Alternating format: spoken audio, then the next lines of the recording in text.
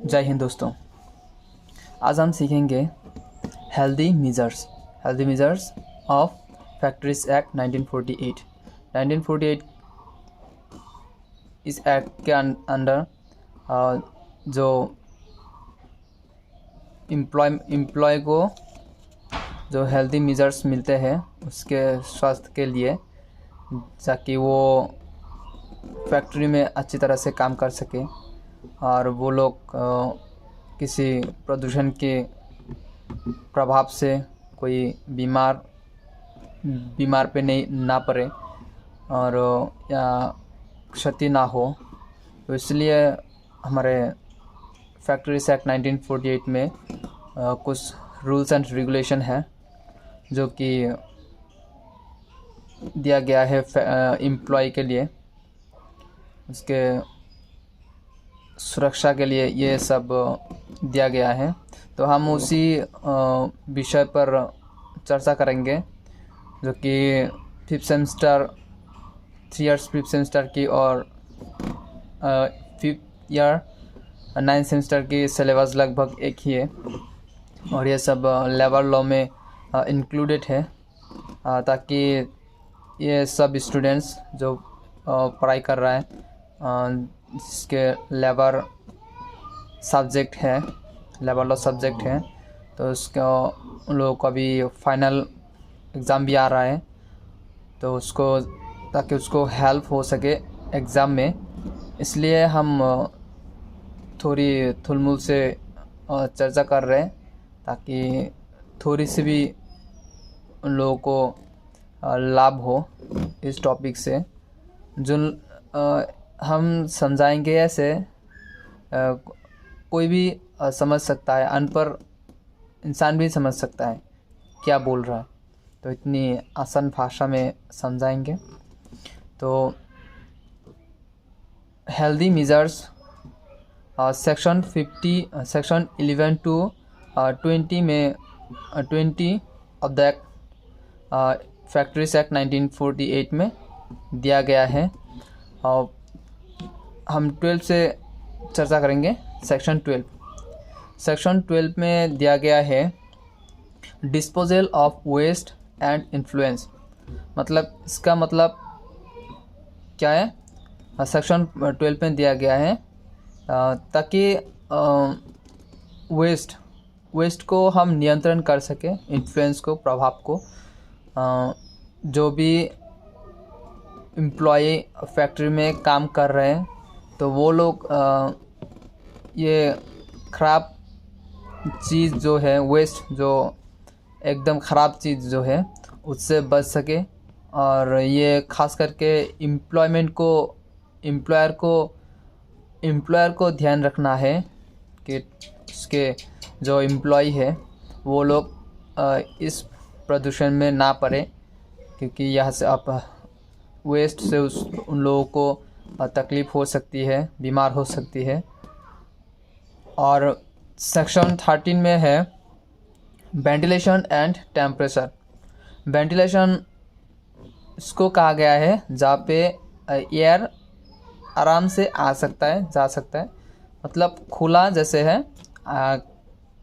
And temperature मतलब इसका तापमात्रा, जो अगर एयर ऑक्सीजन अगर वहाँ पे प्रॉपर तरीके से नहीं जा पा रहे हैं तो जो फैक्ट्री में काम कर रहे एम्प्लॉय को बहुत तकलीफ़ हो सकती है।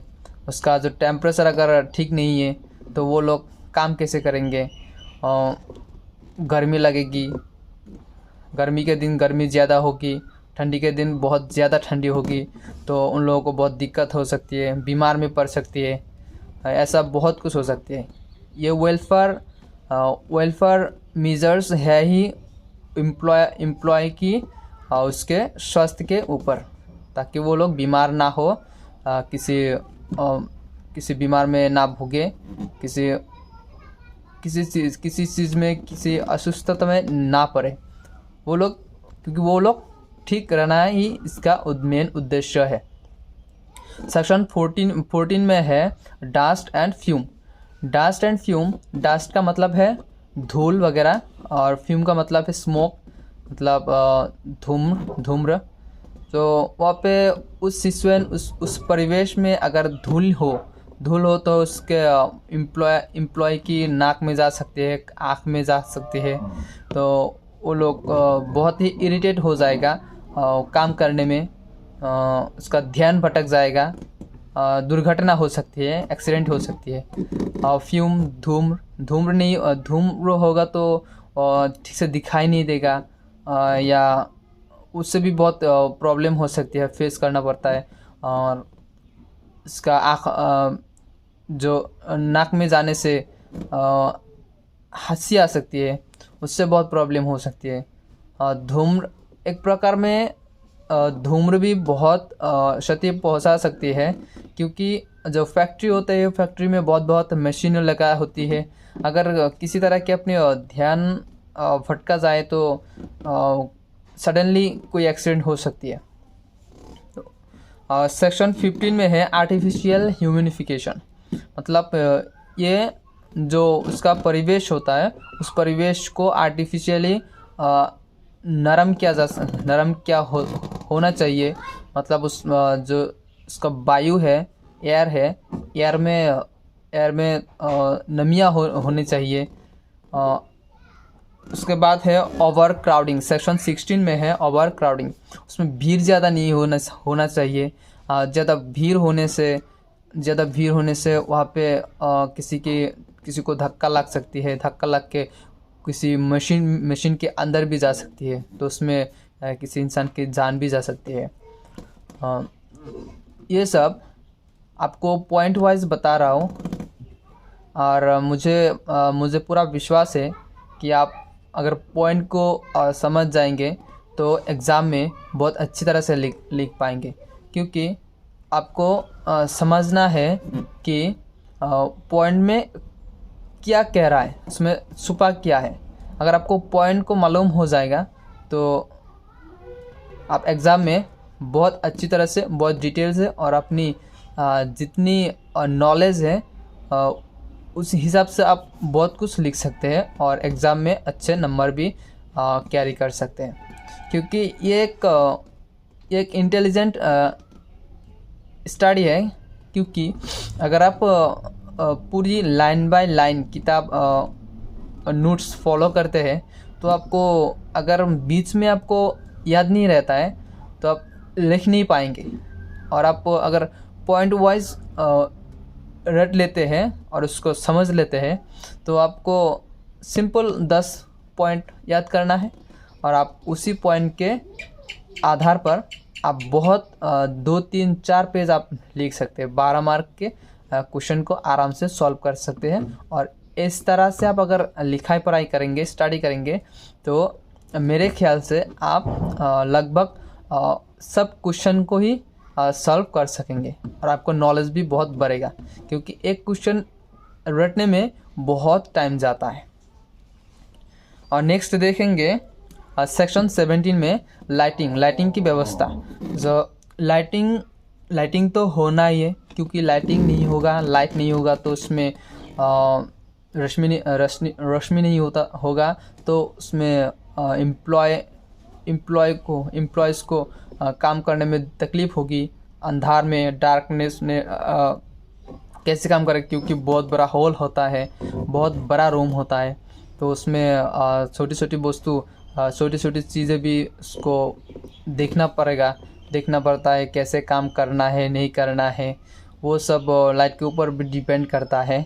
और सेक्शन 18 में ड्रिंकिंग वाटर ये बहुत महत्वपूर्ण चीज़ है। क्योंकि सेक्शन 18 ड्रिंकिंग वाटर ये बहुत महत्वपूर्ण चीज़ है। क्योंकि इंसान को दिन में करीब 3.5 से 4 लीटर पानी पीना है, क्योंकि उसकी हेल्थ को पूरा 70-80% डिपेंड करता है वाटर के ऊपर।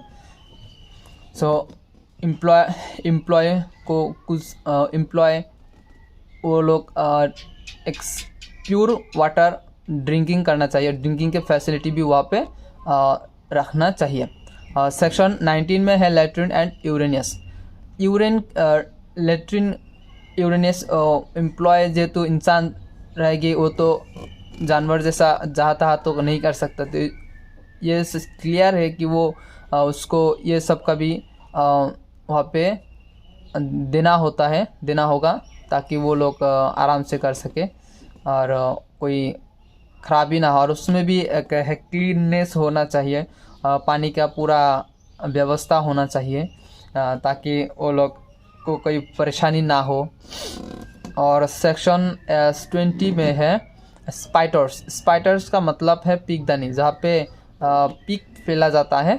अगर कुछ पानसन खाए तो, या पानसन तो एक्चुअली नहीं खाता है, अगर मुंह में थूक आ जाए तो वो जहाँ तहाँ थूक नहीं फेंक सकते। थूक फैलेगा तो किसी के हाथ लग जाएगा, किसी को पैर में लग जाएगा, तो उसमें उसके बीमार उसके शरीर में भी प्रवेश कर सकता है। तो इसमें बहुत प्रॉब्लम भी हो सकता है, क्योंकि ये टॉपिक्स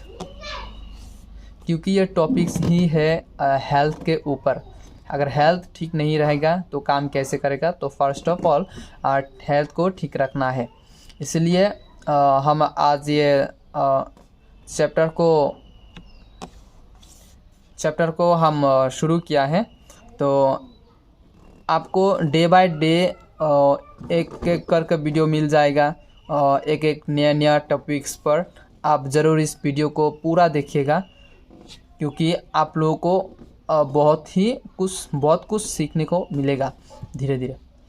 थैंक यू, आप लोगों को बहुत बहुत शुक्रिया इस वीडियो को पूरा देखने के लिए। मैं दिल से आप लोगों का शुक्र गुजारता हूँ। और इस वीडियो को अगर आपको अगर पसंद आए तो प्लीज़ लाइक करना, क्योंकि आपके एक लाइक से मेरा मोटिवेशन बहुत बढ़ सकता है। Thank you. जय हिंद।